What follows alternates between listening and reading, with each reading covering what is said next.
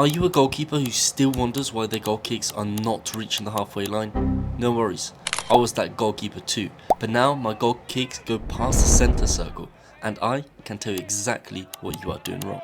Goalkeepers worldwide struggle with goal kicks.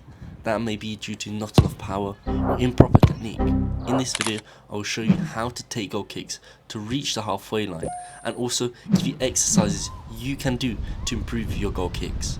But also wait till the end for the gym exercises you must do to be able to improve your leg strength for the goal kicks. When taking a goal kick, there are lots of things to think about which are involved in a goal kick, such as tactical decision, mental thought, ball placement, ball flight dynamics, run up, follow through, strike zone, conditions, etc. But don't worry, it's not actually that daunting. As soon as the ball leaves the pitch for a goal kick, the first thing you must think about when retrieving the ball to position is where you will kick the ball. This is important as you can take a short, quick goal kick to your fullbacks to begin the play from the back, or just loft the ball to over a few players to a free teammate. However, if these options aren't available because your teammates are marked or the opposition strikers are ready for a short pass, you will need to signal your fullbacks to reposition for a long ball. At this point, you have to let your teammates move up the pitch into a suitable position before kicking the ball. As you're ready for the goal kick, you must have a positive mind in your head, ensuring that you have a good kick. This is because if you think you have a negative mindset, then chances are you'll have a bad kick as a result. But if you think positively about your kick when preparing, then chances are you'll have a good kick. When putting the ball down to kick the ball, find a good patch of grass or astroturf so that your kick can be maximised to its full potential. That patch of grass may be slightly elevated or flat, but ensure you are not placing the ball in a dip. Try to get into the habit of putting the ball down whilst having the brand of the ball facing your direction to give you a good area to aim for. When striking the ball, make sure that you kick the ball just below the brand of the ball so you can get the most distance possible. If you hit the ball on the underside, then the ball would get lots of height, however not very much distance. If you strike the ball too high, then the ball would not get much distance and height and would fly at an elevation where the players would just be able to header the ball, or would drop quite quickly due to the topspin added to the ball.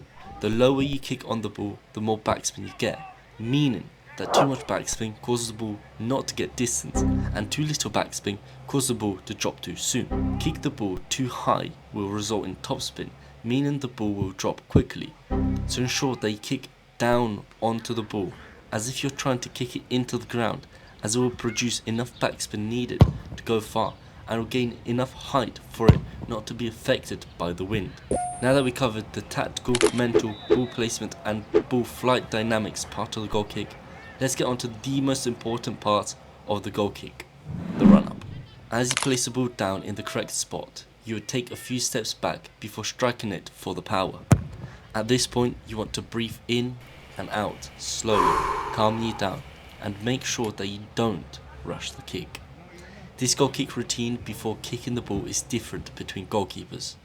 I like to place my striking foot behind the ball and start to step back from there. I like to take 6 steps back and 1 wide step or 2 smaller steps to the side, but I could also do 7 to 8 steps diagonally.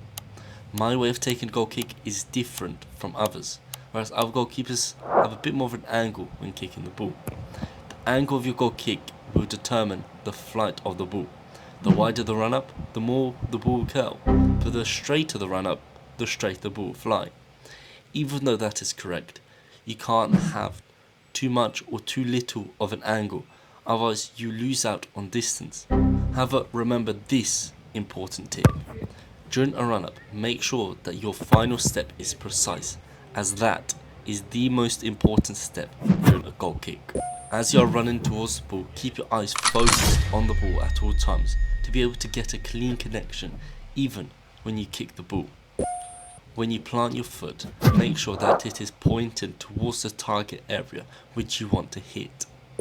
Your planted foot should be about a foot away from the ball so you can hit it comfortably without your legs getting in the way, and so that you are not too far apart from the ball, making you have a bad kick.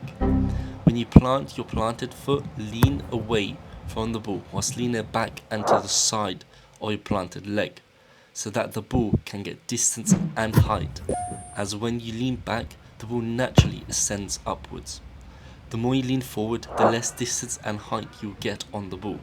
When you lean back, ensure that your arms are wide to stabilize the movement, making the kick more controlled. Just quickly, where do you think most of the power comes from? The ankle lock, hip rotation, the swing, follow through, or the run up? I'll explain that now. When striking the ball, make sure that you keep your ankle locked to improve the connection with the ball. Now this helps to generate a little bit more power, but it's not the main one. Your planted leg should be slightly bent when kicking the ball so you can produce as much power as possible. Your striking leg should be straight as you make contact with the ball whilst following through with the kick, as this is where most of the power comes from. But there's one more thing you must do to generate even more power. You should drive your hips through the kick, as the kinetic chain in your body would amplify the power. The hip rotation is a huge underlying factor to generate power on the kick. The follow through leg should cross over your body, making your striking leg step over your planted leg due to the power and momentum produced. As you strike the ball, make sure the contact of the ball is with the laces of your foot, going straight through the center of the ball. You want to kick the ball through the center, as that would make your kick go in a straight line to generate more distance, because if you hit the ball across, then the ball will start to curl, meaning you're losing out on distance. Before I explain the rest of the tutorial, please share this video with anyone who's struggling with a goal kick, and subscribe, as we are trying to reach 100k subscribers. If you are still struggling to get height on the ball, then you should try to strike the ball a little bit lower to generate more height. If you are struggling to get more distance, then do more strength work on the lower half of your body so you can generate more power from the legs. As you already know, goal kicks require lots of precision and minor details when kicking the ball. However, the weather may affect your kick. So adjust to the wind by kicking the ball lower if it's coming towards you, and hit the ball higher if the wind is cooperating. Before I tell you the workout exercises you need to generate more power, here are a few drills to help you practice the goal kick. The first drill helps you get the main movement complete. You take goal kicks from the 6-yard box to the goal, whilst focusing purely on minor tweaks such as connection, foot placement, kick in motion, or leaning back. This drill helps you get the physical understanding of the goal kick. For the second drill, you would take a 2-step goal kick. The better the technique, the further the ball will go. This drill is so good that over time, your goal kicks will be flying and your teammates' heads will be turning in shock. Remember that goal kicks take time and repetition before you master them, but you might be also missing this one thing: leg strength. I will always say technique over power, but that doesn't mean you don't need power.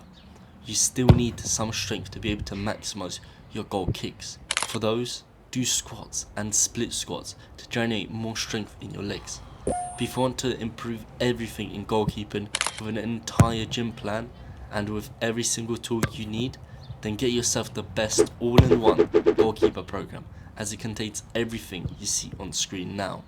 We are also trying to reach 100k, so please subscribe.